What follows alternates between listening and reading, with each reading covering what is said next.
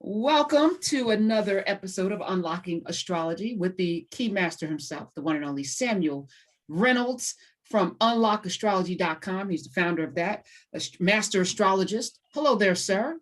Hello. Hi, Karen. How are you? Good to It's see good you. to see you. You look like you got a little sun kiss.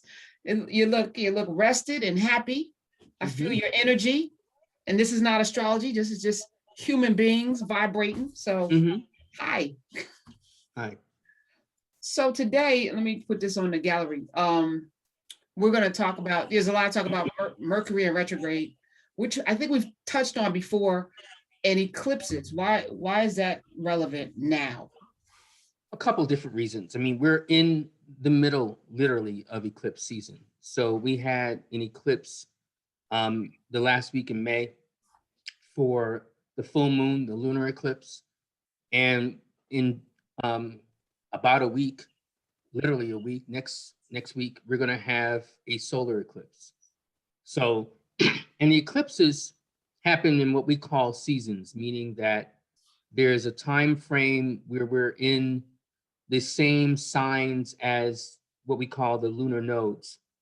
And the lunar nodes are not actual planets, but they're intersection points or intersection points between the orbit of the moon and the imaginary orbit of the sun around the earth, which we call the ecliptic. And from the ecliptic, we get the eclipses, right? And so when those points connect, and the eclipse, the nodal points right now are between Sagittarius and Gemini. So when we're in Gemini or we're in Sagittarius, we're likely to have these eclipses. And eclipses wig people out historically. I mean, for thousands of years, because just imagine this, let me just give you the picture. Okay. You're out in your field, right? Let's say, several thousands of years ago, and you're, it's bright as day. It's, it could be almost like noon. And then suddenly everything gets dark. The birds get quiet and you can't see anything. That would freak anybody out. Like, what is going on? So it became the imperative of people who observe the sky, early stargazers and astrologers, to figure out, why is this happening? Are the gods displeased? And how do we anticipate this? So one of the earliest things we figured out related to astronomy / astrology were the eclipses. And eclipses are still seen as something, either terrible or terrific or powerful. One of the things I learned when I first became a Muslim, some 9 years ago, or over 9 years ago, was that there are du'as, literally prayers related from the Prophet Muhammad for eclipses. So there aren't many astrological events that there are prayers for, but that came for eclipses. So eclipses were seen as serious events that even go back thousands of years. So how do they impact, our behavior or what happens in the world? This is a scientific occurrence, right? Yes. So either the sun is coming, what is it? The earth and whatever, I don't know, the lunar eclipses, solar eclipses, and a planet is moving in front of the sun, or the moon is moving in front of the earth. So something's happening that is scientific. What does that have to do with? Or astronomical? Well, That's always a question, right? I mean, you could apply that to any aspect of astrology, just because it's an astronomical event, what makes it significant? And that's astrology. Astrology says these things do have significance. So an eclipse registers as an influx of energy that either, with that influx of energy, it's almost like you're plugged in and either you feel it and it's overwhelming because sometimes it's too much of a surge of energy within your own personal matrix, which we call your astrological chart, or it becomes a way in which you experience an outage because there's ways in which you experience a drain because of certain things or configurations in your chart. So it is very chart specific. Not everyone is going to experience something significant related to an eclipse. It depends on what's in your chart. So for instance, these particular eclipses have registered along the Gemini and Sagittarius axis. If you are a Gemini or sun in Sag, or you have other placements, like your ascendant is Sagittarius or whatever, these eclipses may be very significant for you. And it can also register in other points in your chart. I'll give you an example. So these set of eclipses are similar in some sense to the eclipses that happened along that same axis about 9 years ago. So as my own astrologer, or one of my own astrologers, because I see other astrologers too, I was able to anticipate, because the Sagittarius Gemini axis happens along my midheaven. I was like, something's going to happen with my career. You know, what's going to take off in terms of my career, because my career was highlighted. And sure enough, I got a call from ebony.com, to do their horoscopes, which kind of catapulted me in a whole different stratosphere. So, and well, all right, yeah. wait. So is something going to happen for everybody, or is No. it because of your particular chart? So we have to know Yes. our chart to know Yes. how the eclipse is going to impact us, whether it's going to be physical, whether it's going to be career, whether it's going to be love or whatever. Correct. Okay. All right. Yes. So in terms of different areas of your life. So these eclipses, that's why it's really important to know your chart. And I know there's some astrologers out there, some of the pop astrologers, who talk about, well, figure out where this is in your chart by house. And I don't always think that's as important, in my opinion and my observation. Others can obviously disagree. But I think if it hits a particular planet in your chart or a particular point, it's going to register. The other thing that I think is important to talk about, and I have gotten more into talking about this in the last 3 years, a lot more people, including us, have gotten into doing particular rituals at new and full moons, right? So they want to charge their crystals, or they want to kind of do their intentions related to lunations, which means a new or full moon.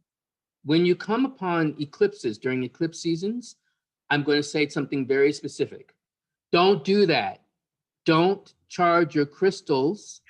Don't do these other things during eclipse season at all. And when I say at those particular times, not at the new moon and not at the full moon. And when I say not at those times, meaning that day, right? You don't have to do it that day. You don't have to do it for the full moon on that day. Well, why? Well, like I said, they're high charges of energy.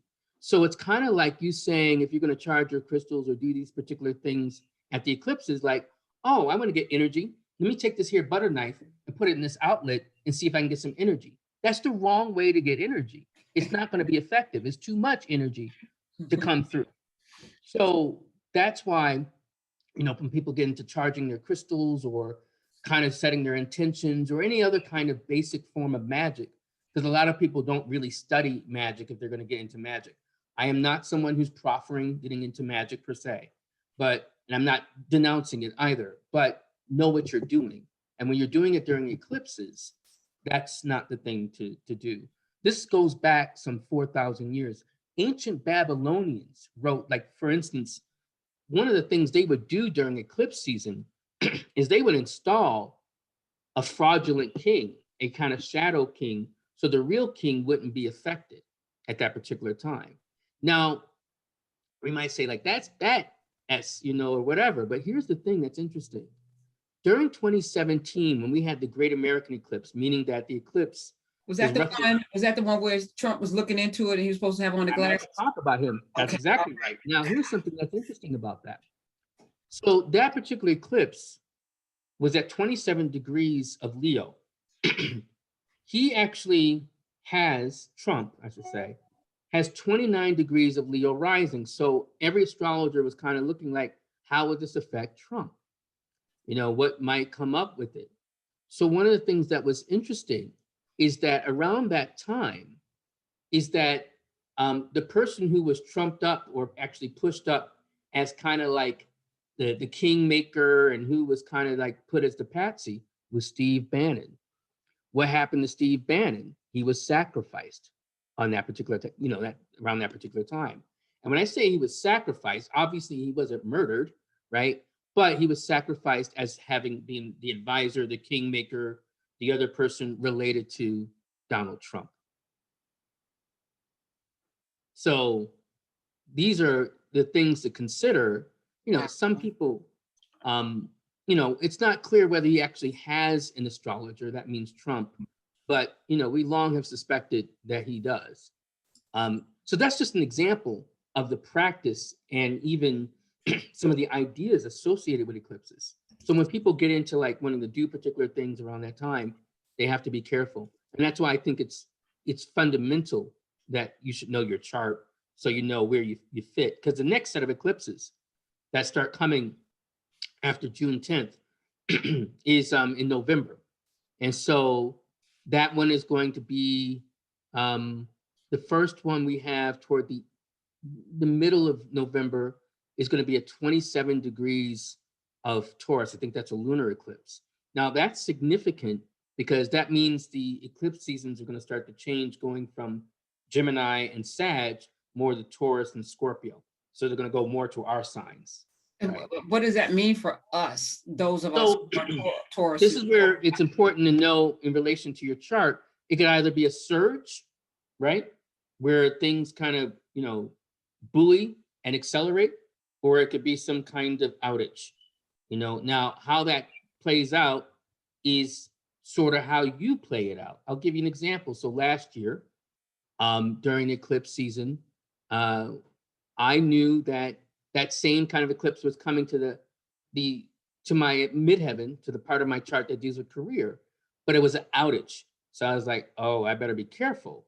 So I was on Twitter and I kind of attacked someone who I thought was a scamster, who was not at all. I was in the wrong. And I lost a good number of followers about that. And I had to eat crow. So it was an outage. It was relatively benign. And we stopped some measure of the hemorrhage, me and my team, but it was still a thing, right? And let me say this, you know, your ability to admit that you did something wrong and apologize for it and make amends is so not where we are right now. And it's so where we need to be. People need to just own their stuff. So I just want to applaud you for that because I don't hear it enough. But yeah, so go ahead. I'm sorry. Yeah, you know, I mistreated someone. But at the time, I was utterly convinced I was right until I saw I wasn't. And I think, but had I heeded my own advice, I might have like, yo, slow your roll. This may not be what you think it is. Why are you going in that direction? Well, you didn't know that was going to be the outage.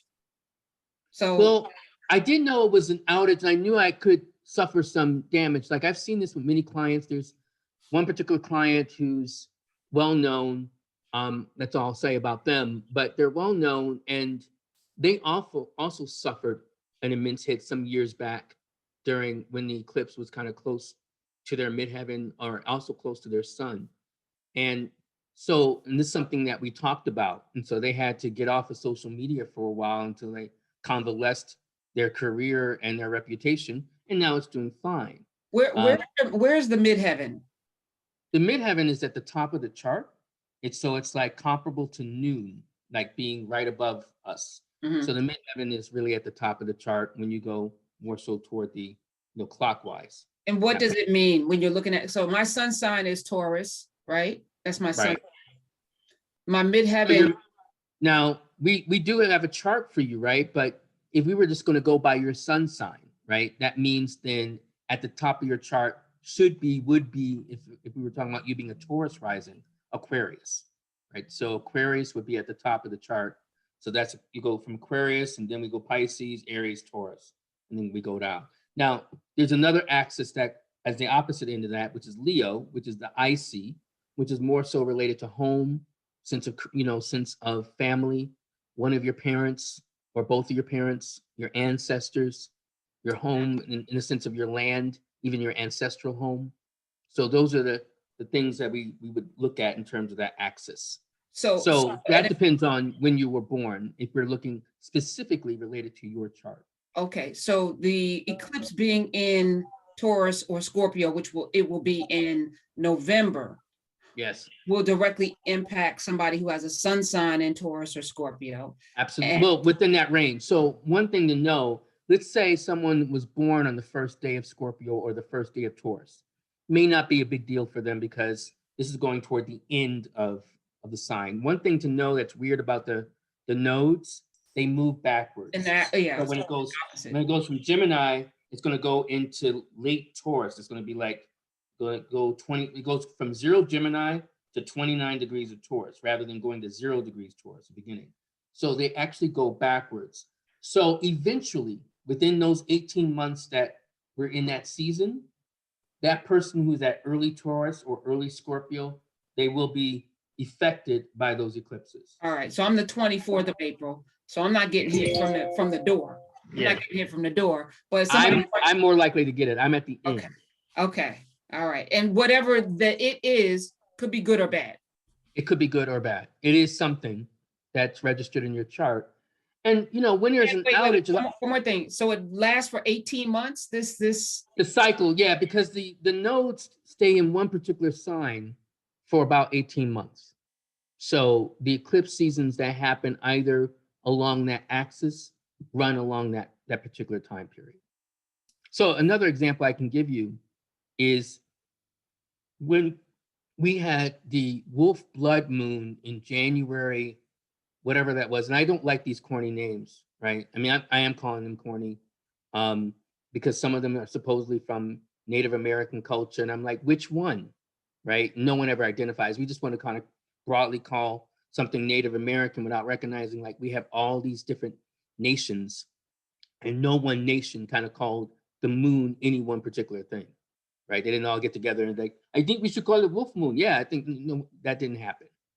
But that one particular moon that happened in 2019, I was keenly aware of that one because it was close to my ex-wife's moon and mine. We had joint, very close moons.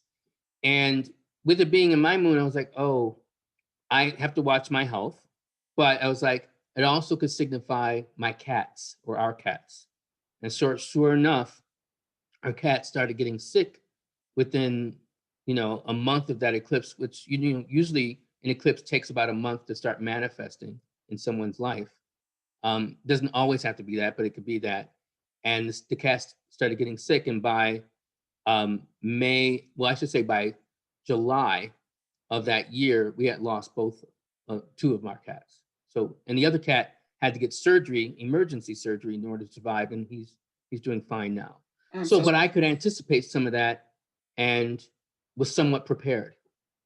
So that's the benefit of dealing with these eclipses. But I specifically wanted to let listeners know to be careful with, in the broad sense, doing magic or, intentions or whatever they like to do during these eclipses. So during the solar eclipse, they all need to be careful.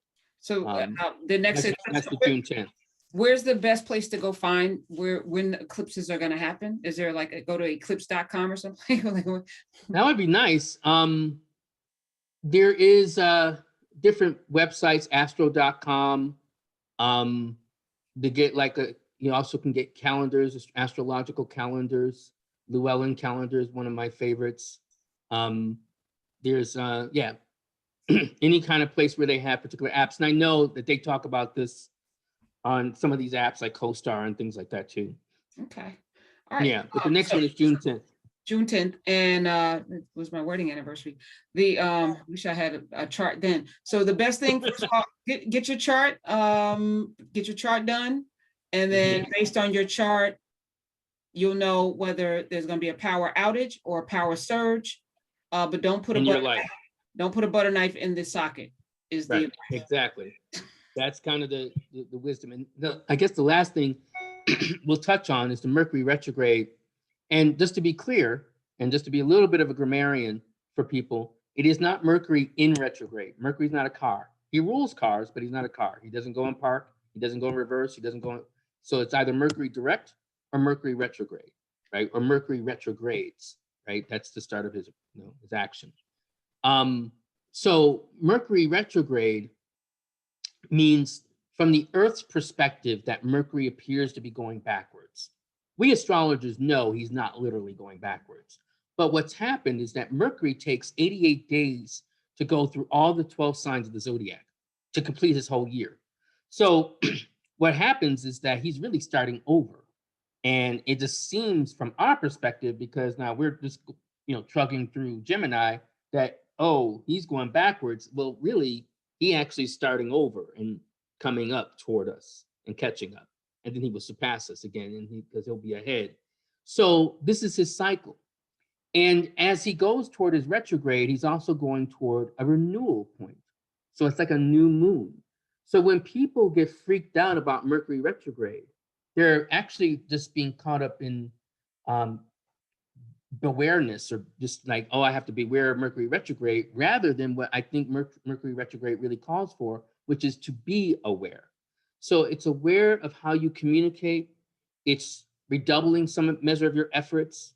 This is where you have to be extra careful in terms of just running on automatic. So for instance, if you leave, 90 minutes only to get to JFK during, usually most times, right? If you're in New York, then maybe you might actually take 2 hours or 2 hours and 30 minutes during a Mercury retrograde to make allowance for other things that may be happening, right? Rather than assuming everything's going to go a particular way.